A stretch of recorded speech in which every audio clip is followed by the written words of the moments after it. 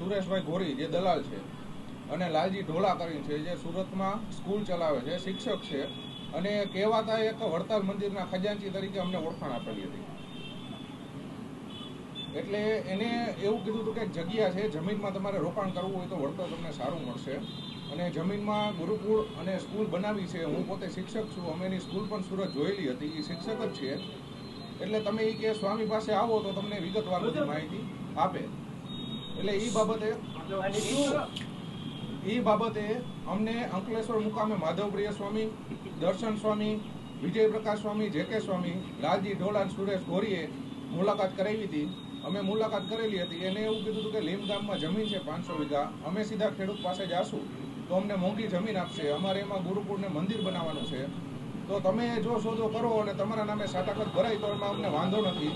તમે સુધીની રકમ અત્યારે થોડી રોકજો, બાદમાં અમે તમને રકમ તમારી પાછી આપી દેશી અને માથેથી તમે કમ્પ્લીટ કરીને આપો, ફરતી કોર ફેન્સિંગ કરીને આપો, લેવલિંગ કરીને આપો અને અમે કઈ પ્રમાણે દસ્તાવેજ કરીને આપો એટલે તમને વળતર પણ આપીશું. ત્યારે અમે એને એવું કીધું હતું કે જમીનના પૈસા થોડાક તમારે આપવા પડશે. એટલે એને 50 લાખ રૂપિયા પહેલાં રોકેલા હતા. અમે ત્યારે 2.5 કરોડ રૂપિયા રોકેલા હતા. અમારા નામનું સાટાકત થયેલું હતું. બાદમાં 75 લાખ રૂપિયામાં 20 લાખ રૂપિયા એને રોકેલા હતા, 50 લાખ 55 લાખ રૂપિયા અમે રોકેલા હતા અને ખેડૂતને હપ્તો આપ્યો હતો. પછી અમને દુબઈ પણ લઈ ગયા હતા. ત્યાં દાતાને મળાવ્યા હતા, એના જે કાંઈ દાતા હોય, અને મિટિંગ કરાવી હતી અને દાનના પૈસા ત્યાંથી આવવાનું કીધું હતું વડતાલ મંદિરે અને પૈસા ખેડૂતને આપણે દસ્તાવેજ કરાવવાની વાત કરી હતી. બાદમાં સુરતમાં એક ફરિયાદ થઈ અને છાપામાં આવ્યું દિવ્ય ભાસ્કરમાં કે ડૉક્ટર છે એની સાથે કૌભાંડ થયું છે અને 1.5 કરોડ રૂપિયાનું આખું કૌભાંડ છે, મંદિર બનાવવાનો મામલો છે. એટલે અમને ખબર પડી કે અમારી સાથે પણ આવું થયું હોય એવું લાગે છે, કારણ કે અમારો આરોપી એમાં સેમ હતા આરોપી. એટલે અમે ડૉક્ટરનો કોન્ટેક્ટ કર્યો સુરત. ત્યારે ડૉક્ટર સાહેબ એવું કીધું કે મને નહીં 10 થી 15 જણાના ફોન આવ્યા છે, બધા સાથે કૌભાંડ થયું છે અને તમારી જમીનમાં 3 સાટાકત થયા છે. એટલે અમને ત્યારે ખબર પડી કે અમારી જેમ અમારી અગાઉ 2 મહિના અગાઉ પણ એક સાટાકત થયું છે, એની પાસેથી 1.5-2 કરોડ રૂપિયા લીધા છે, અમારી પાસેથી પેમેન્ટ લીધું છે અને અમારા 2 મહિના પછી ત્રીજા વ્યક્તિ છે સુનિલભાઈ ડાબી કરીને સુરતમાં, એને પણ સાટાકત કરી આપ્યું છે અને એની પાસેથી પણ 3.5 કરોડ રૂપિયા લીધા છે. એટલે આ લોકોની મોડસ ઓપરેન્ડી છે. અમે તપાસ બધી કરી, અમને જાણ થઈ, અમને એ ખબર પડી કે આ લોકોની મોડસ ઓપરેન્ડી એવી છે કે એક જમીન રીંજા ગામની જમીન છે, એમાં 10 સાટાકત થયેલા છે. 1 કરોડ રૂપિયાથી લઈને 10 કરોડ રૂપિયા સુધીની રકમ અવેજની લીધી છે. કોઈને પૈસા પાછા આપતા નથી, જમીનનો દસ્તાવેજ પણ કોઈને કરી નથી આપતા અને અવેજ વસૂલ કરીને સ્વામીને, ખેડૂતને, દલાલ બધા ભાગ બટાઈ કરીને પૈસાનું આખું કૌભાંડ કરે છે.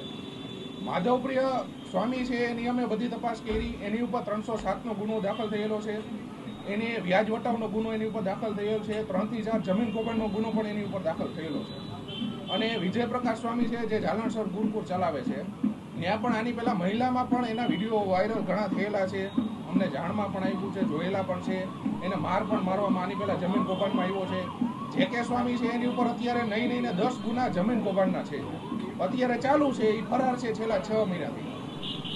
અને દર્શન સ્વામી છે એની ઉપર 3 થી 4 ગુના ચાલુ છે. અને આ લોકો મોડેસ ઓપરેન્ડીથી સ્વામિનારાયણ ધર્મના બેકગ્રાઉન્ડમાં એને એવું છે કે અમારો ધર્મ અમને સપોર્ટ આપશે, પણ હકીકતે વડતાલ મંદિરેથી કાઢી મૂકેલા સ્વામી છે. આને કોઈ સાચવવાવાળું નથી, આને આગળ પાછળ કોઈ નથી.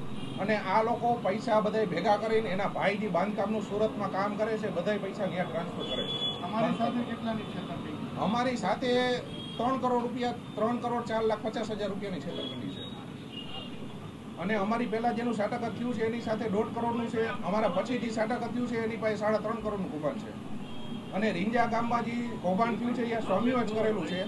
એમાં 1 કરોડ રૂપિયાથી લઈને 10 કરોડ રૂપિયાની અવેજ લીધેલી છે. તમને કઈ ધમકી ખરા આવે છે અત્યારે?